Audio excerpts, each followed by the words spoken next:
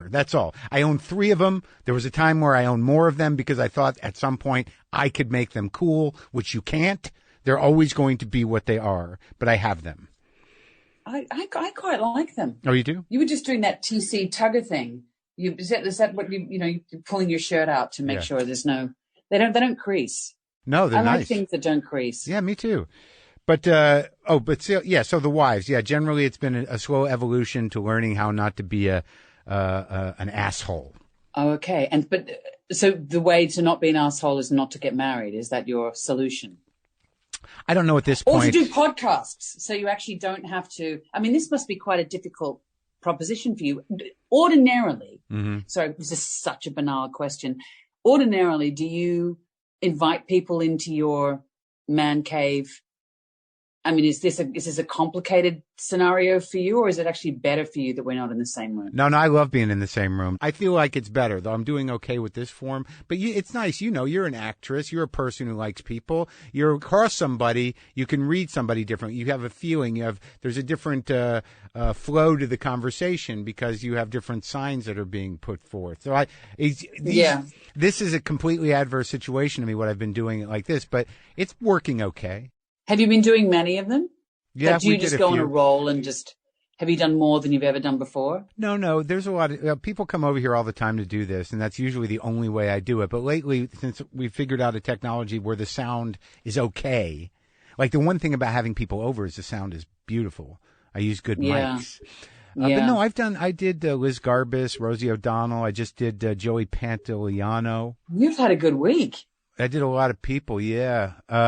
Do you know Joey Pantoliano? Not personally. You ever work with that? No. You know who he is, though, right? Yes. He gets on and he's not sure how to work his mic on his computer. So within 3 seconds, that guy in his voice goes, he says, "Fuck!" And he's right. And I thought, this is we can end this now. But you and your interview with me could just be static. Yeah, well, it almost was. It almost was. But you felt bad, and I appreciate that because it felt like we had a pretty good conversation, and you were kind of on a groove. Is your son not there this time? I think maybe we have a little more privacy this time. My dog's here. Fletcher's on the floor. But literally last time I kept seeing an elbow and your son was, I don't know what he was doing there, but he was right there. I don't know. He was probably wanting permission to buy something. He always strokes my back when he wants to buy something. So what changed for you in the last few days since I've seen you? Do you have a computer going? Are you on a computer? Or are you on a... Have I? Yes. No, I've learned how to work my mobile phone. Oh. What have I been doing? I've been contemplating vegetables. I've been growing herbs. I've been trying to get really basic, actually. Although we did have a bit of a meltdown in our house on Sunday. Oh, I think because the kids are all homeschooled and we're a bit of a caravan. Like we always travel with work. And so we're used to being in one another's company and we actually laugh and get on quite a lot. But I think it all struck us between the 9 a.m. and 11:30 a.m. that we'd all been locked in the house together and hadn't seen another human being for 7 weeks. Oh my God. And it was literally like we were in deep space and we couldn't get out of it. We couldn't get off the spaceship.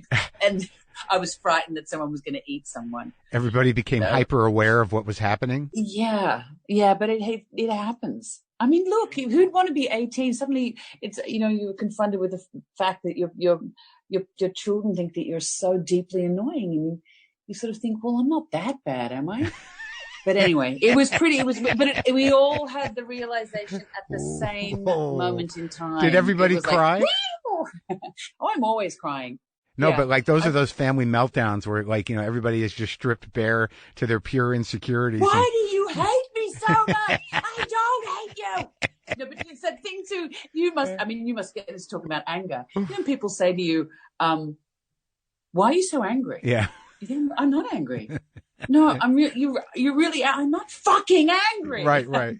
It was one of those. It was one of those. And then you end up, everyone storms off. And then, because we all get on, we sort of walk around the dining room, see one another again. And then you've sort of forgotten it. Yeah. Well, that's but good. Anyway. That's good, because when you're really angry, eventually that shit builds up and they don't forget it and they go away. And you get divorced. Yeah. Yeah. But I mean, look, this is a test. But I had a friend who's literally about 2 weeks before lockdown had moved in with their boyfriend. Oh my God. Oh my God. How are they doing? They're doing okay. I saw her the other day on Zoom, and she had one of those grins. Yeah. Everything's good. That's really tough. It's a very unnatural. It's like, okay, we're going to go in deep space together. Yeah, but we're doing it. I mean, Lynn's got a place where she can go, but she's staying here, and we're relatively new together. We weren't definitely not living together, and it's not so much as challenging. It's just sort of a quick course on you know what you would have, whether it's going to work or not, but also what would have taken maybe a couple of years to get comfortable with. You sort of got to just deal with it. You do have to, because it's also because we don't know how long this is going to go on for. It's going to go on for a long time. Do you think? I don't know. Do you? The echoes. Everyone's sort of like, I feel I'm annoyed. I'm going to go out. But I mean, everyone's going to get sick again. And I don't know, just everybody going on their gut. And because that they miss going out to buy ice cream or going to get their nails done, that's a reason to engage with everybody. So I guess we'll find out. It's a big fucking experiment. But in terms of going back to the theater and shit, I don't know when that's going to happen. But I know, but that's the thing I think everyone's craving. Of course. We're all getting sick of being little boxes in one another's screens. I think we're going to want to. I was talking to a friend the other day about, film festivals. And I think, the blow up, there's, all these amazing blow up screens that you can get. And, when you go to the supermarket and you've got your little square and you stand in it politely because you don't want to get the person, But if we did that in a socially distanced way, then surely we could go back to the cinema in the open air. The drive-in. That's right. Bring back the drive-in. I do think that people are getting tired of, I think everyone's doing a very noble job at attempting to create art and entertainment within the confines of what we have to deal with. But I've noticed recently that almost everything looks basically like an audition tape. Like no matter how good anyone's doing something in their box, it still has that weird vulnerability of an audition tape. And you're slightly feeling, I don't want to see that show. Yeah. Well, you're kind of like, well, this is nice. I'm glad that they're trying. I know. But it's when you use the word noble. It's like that is the enemy of art, isn't it?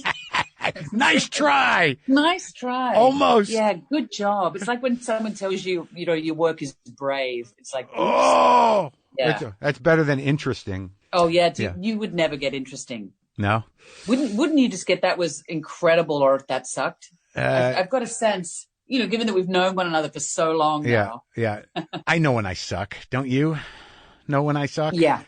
I know, yeah. I know when you suck. Do you know when you suck? No, I know when I suck. It's awful. But the worst thing is when you're sucking on stage. Yeah. And you just got to keep going. Oh, when you can't get out of the sucking? Yeah. It's hideous. It's really hideous. I remember I was in a show once. It was a two-hander, and the other actor and I, we got on stage. And once we got on, we didn't leave for an hour and a half. Right. And we were playing a matinee. And so you could hear everyone's hearing aids going, and they were turning the hearing aids up. And there's this pause we say about 3 or 4 rapid fire lines. And then we suddenly realize this disaster has happened. And we look at one another. And in the silence, I heard this woman with a hearing aid saying, darling, they can't act. And you think, what do I do with that?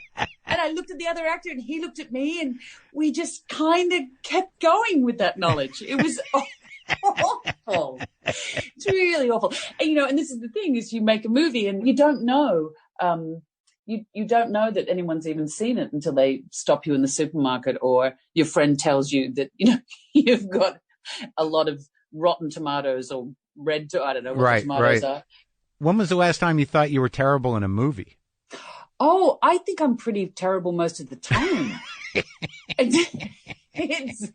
I know. My default setting is, when someone says to me, oh my God, I saw you in such and such. Yeah. It's always, and sometimes it actually comes out of my mouth. The first thing I go to say is, I'm so sorry. I'm so sorry. So yeah. But I mean, it's the bits that don't work, I think, that keep you. The things that you don't have control over, though, with the movies, you don't really have control over what they're going to use or how they're going to cut it or anything else. No, and I mean it's interesting, in times when I've had a producerial role in a film or television, is that sometimes you can't always be objective about stuff, and so you have to really let that process go. And editing is an absolute art. Yeah. For sure. Which I totally respect. Yeah, they make the whole movie. I shot. I haven't done that many movies, but I've shot things where I'm like, there's no way they're going to even be able to put that shit together. There's no way how does that even how does that become a movie? Yeah, and they do. It's kind of fucking amazing, Do you work in bits? When you said to come, how are they going to put it together? What, because you're thinking of all the bits that didn't work? Well, no, like I did a little movie, this weird David Bowie bioflick that it was supposed to open at Tribeca. And it was just shot on such a low budget so quickly, 1 or 2 takes. We're running around. The cinematographer's 80 years old, but he's sort of a genius. And I just didn't know how they were going to make a movie out of what we shot. They were, and then I saw it and I'm like, holy shit, they got a movie. Yeah. Yeah, that kind of thing. Yeah, but it's the energy. Sometimes you can overthink things. I mean, before I made a film, I just thought, oh, well, that's relatively easy. You just keep going until it's perfect. But it's this whole thing, sometimes when you've got too much time. Yeah. And, you've got to go with the wabi-sabi idea of things, that there's always got to be a flaw in it. Yeah. Well, how long does it take to shoot a Hobbit movie? Like a year? Oh, I remember for me, it was super quick. Oh, yeah. There's not too many chicks in the Hobbit movie. Tolkien universe. Although I loved it so much. I did say to Peter and Fran that they were doing a banquet scene with a whole lot of, I think it was a whole lot of dwarves. Yeah. And I said, look, I've always wanted to play the bearded lady. So could I be your hairy wife woman when they pan past the banquet table of dwarves, and I'll just be, and of course I couldn't because the timing shifted, but it takes them forever. But for me, at Galadriel, I sort of was like 3 weeks. Did you, when you were a kid, were you into that kind of stuff? Like fantasy? I was more, my sister was a huge Tolkien fan, as was my brother. I came to it late. Oh, really? When I sort of realized what I'd missed. So I came in as a demi-adult. But I was much more into the bad fiction you pick up in the supermarket. Really? The horror. Yeah. I was into girl detective series, Nancy Drew and Trixie Belden. That was my whole world. I was in my Basil Rathbone in the Sherlock Holmes movies. Yeah. That was they were my peeps. Yeah. People with big noses and big problems. Solving problems. Solving cases. Solving problems. Getting to the bottom of it. Yeah. Trixie Belden didn't have many murders. And then I sort of gravitated. That's when I think I gravitated more into the horror genre. And then what happened when you got to high school? Did you shift to music or something more exciting? Boys, anything?